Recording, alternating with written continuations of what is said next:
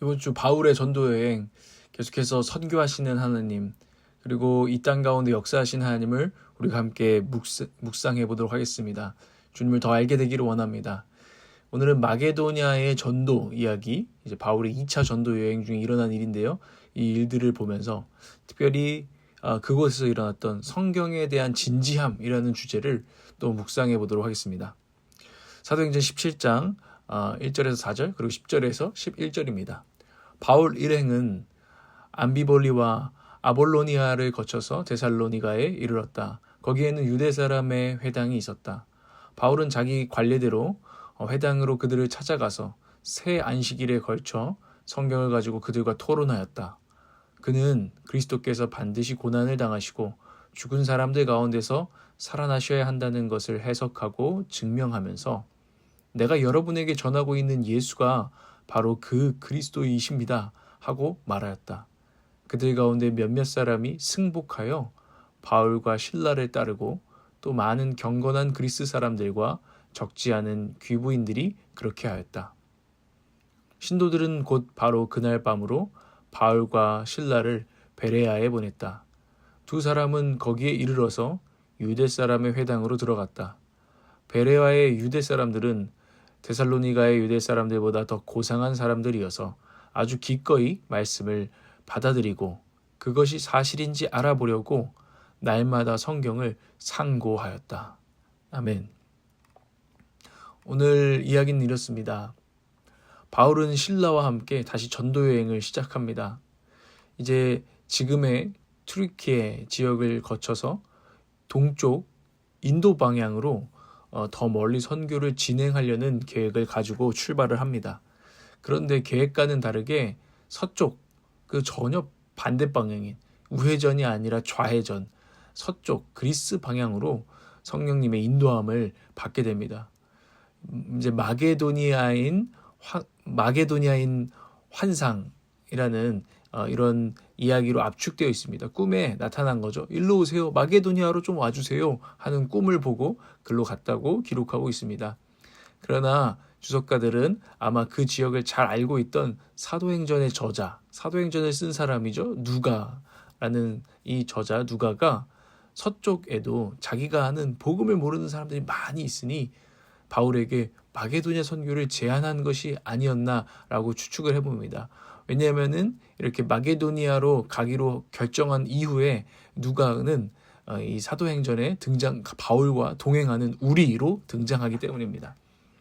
어쨌든지 이런 여러 가지 환상과 사람들의 제안을 통해서 원래 계획이었던 동쪽이 아닌 서쪽 그리스 방향 마게도니아 지역으로 선교가 이제 다시 이어져 가게 되죠.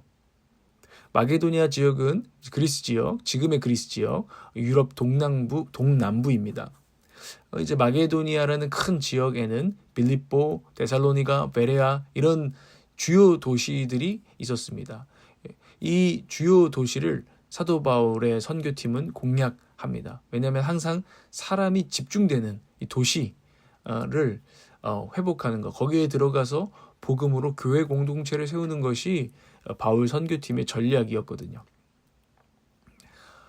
그 첫 번째 도시인 빌립보 전도의 결과로 우리가 잘 아는 옥감장수 부자 여사장님, 우리 루디아 누님 나오시고 또 점치는 여인이 이제 점치던 자에서 그리스도인이 되고 또 로마인 간수, 그러니까 로마의 이제 감옥을 지키는 간수도 이런저런 일들을 통해서 전도되어서 정말 사회적으로, 문화적으로, 인종적으로 정말 다양한 이런 이들이 빌립보에서 교회를 이루기 또 시작합니다. 하나님께서는 예수 안에서 열방을 하나로 연결해 나가고 계십니다. 또 도시로 들어가 바울은 늘 회당을 찾는데요. 회당같이 성경을 두고 가르치고 토론할 곳을 찾는 것입니다. 회당에서는 이제 성경을 통해서 뭔가 같이 얘기하기가 좋은 곳이었던 거죠. 이 데살로니가에서는 이 3번에 걸쳐서 3주에 걸쳐서 매주 안식일마다 바울은 성경을 토론하면서 예수님을 전합니다. 그 주요 내용은 이제 구약 성경의 예언에 대한 것이었는데 그 예언에 고난받고 죽고 다시 사는 어떤 메시아 그리스도에 대한 예언을 사람들과 살펴보게 하고 이야기하는 것입니다. 그리고 이제 연결시키는 거죠. 그 예언이 오늘 실현됐어 나사렛 예수라는 사람이 바로 그 그리스도야 라는 것들을 연결해주고 선포합니다. 그렇게 복음을 전합니다. 베레아라는 곳에도 바울이 데살로니가에서 또 여러 가지 핍박을 당하면서 베레아로 이동을 하는데요. 베레아에서도 같은 일을 합니다. 바울은 하나님의 기록된 말씀인 성경을 통해 복음을 전했습니다. 목말랐던 영혼들은 바울과 함께 성경을 붙들고 상고합니다. 그리고 적지 않은 사람들이 예수께로 돌아오게 됩니다. 이것이 오늘 이야기의 요약입니다. 이제 묵상 가이드를 좀 드리려고 합니다. 첫 번째, 저는 오늘 묵상의 질문을 드릴 텐데요. 성경에 대한 진지함을 우리는 가지고 있는가? 성경에 대한 진지함. 우리의 믿음은 의지보다는 먼저 내용이 있어야 합니다. 기억하십시오. 그냥 내가 믿어 이런 의지가 아니라 내용, 내가 뭘 믿는가가 있어야 된다는 것입니다. 자기가 뭘 믿는지도 잘 알지 못하면서 어찌 불타는 믿음을 우리가 가질 수 있겠어요. 땔감 없이 불만 있다면 활활 타오를 수 없죠. 믿어, 의지, 불 이런 것만 있다고 땔감, 내가 뭘 믿는가? 예수는 누구신가? 이런 내용이 없는데 어떻게 활활 타오를 수 있느냐라는 것을 돌아보라는 거죠. 여러분, 내용이 있으십니까? 그 내용은 오직 성경에서 나오는 것입니다. 그리고 먼저 성경을 하나님께서 자신과 자신의 뜻을, 하나님과 하나님의 뜻을 알 수 있도록 우리에게 주신 텍스트북, 교과서임을 우리가 정말 철저하게 인정해야 그 내용이 우리 가운데 정말 들어오는 것이죠.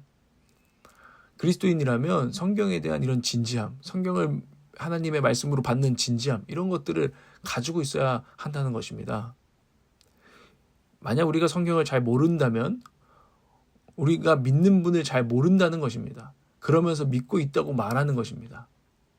목회자들이 풀어준 어떤 영적인 원리나 신앙 짬밥, 신앙의 짬 바이브 이런 것들이 여러분 가운데 있을 수 있습니다.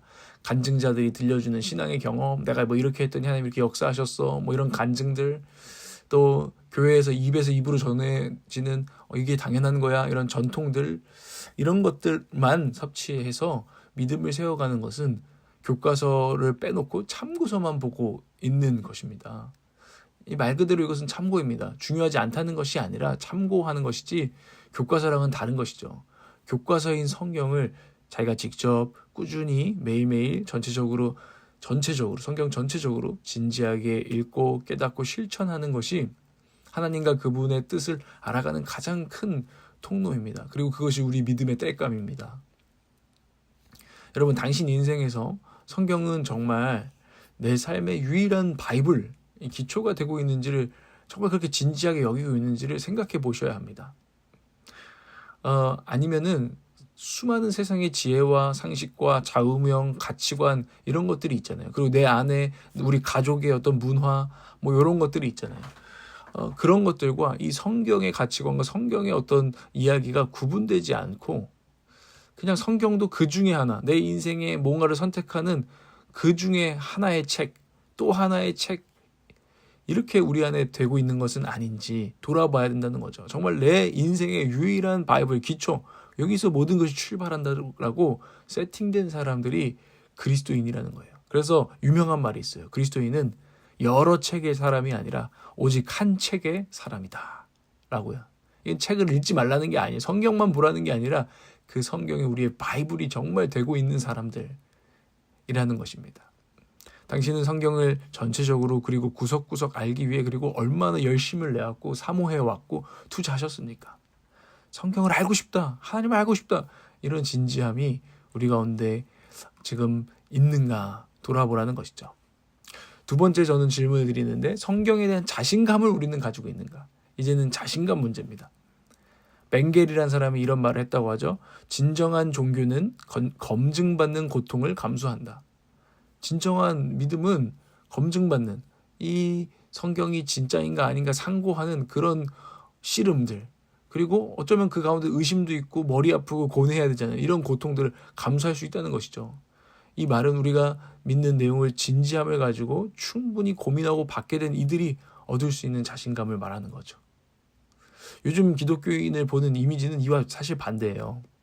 자신이 믿는 내용도 잘 모르고 사실 모르고 있고 의심도 있는 것이 들통날까봐 에라 모르겠다, 그냥 묻지도 따지지도 말고 열심히 믿자 하는 어떤 광신자, 맹신자의 이미지를 사람들은 기독교인에게 보고 있습니다. 물론 오해도 있겠죠. 그러나 진실도 있습니다. 진정한 그리스도인은 진리를 추구하는 사람들이에요. 이런 유명한 말이 있죠. 솔직한 질문에는 진실한 답이 주어진다. 이 말처럼 솔직하게 모르는 것, 하나님 앞에 의심되는 것, 이런 건 인정하고 씨름하다 보니 진실한 답을 이제 맛보게 되고 체득하게 되는 그런 사람들이 그리스도인이어야 해요. 그런 자신감이 있어야 돼요. 자신감은요, 그 생각 없이 믿는 신실함, 이런 것이 아닙니다. 자신감은 모르는 게 약이다, 이런 것이 아닙니다. 자신감은 진리에 대한 고민과 씨름 없는 그런 쉬운 믿음도 아닙니다.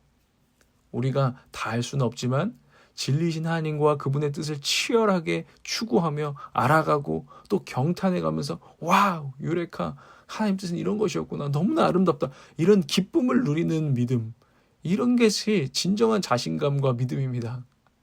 그런 믿음을 사모하시길 바라요. 저도 그런 믿음을 사모하길 원합니다.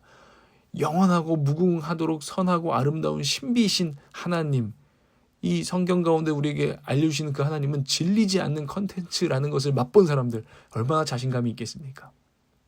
여러분, 우리가 오늘 돌아봐야 되는 것은 성경이 어떤 의심과 공격을 받고 세상의 공격을 받아도 진리이기 때문에 굳건할 것이라는 자신감.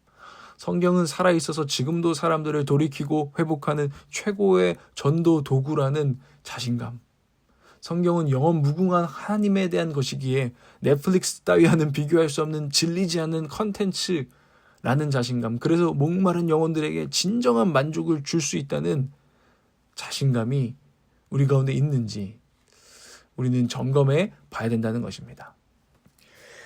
여러분, 오늘 이것들을 점검해 보시고 또 제가 기도할 테니 여러분도 기도하며 묵상을 마무리하시기 바랍니다. 주님, 우리가 성경에 대한 진지함을 놓치지 않기를 원합니다. 항상 말씀을 사모하고 성경을 전체적으로 구석구석 알기를 원하며 그런 투자를 아끼지 아니하고 또 자기 것으로 만들어내는 주의 말씀이 주야로 우리의 입술과 우리의 생각과 우리의 마음의 묵상이 되는 그런 사람들 되어지게 하여 주시옵소서. 그리고 훗날에는 성경에 대한 자신감을 가지고 말씀을 풀어주는 사람들이 되고 복음을 풀어주는 사람들이 되고 성경을 가지고 하나님을 전하는 사람들이 다 되어져 갈 수 있도록 도와주시옵소서. 또한 이 성경에 대한 자신감을 가지고 세상적인 세계관과 가치관에도 굴하지 않고 굳건한 성경대로 사는 믿음의 삶을 우리가 살게 하여 주시옵소서. 우리가 동행하실 줄 믿습니다. 예수 그리스도의 이름으로 기도합니다.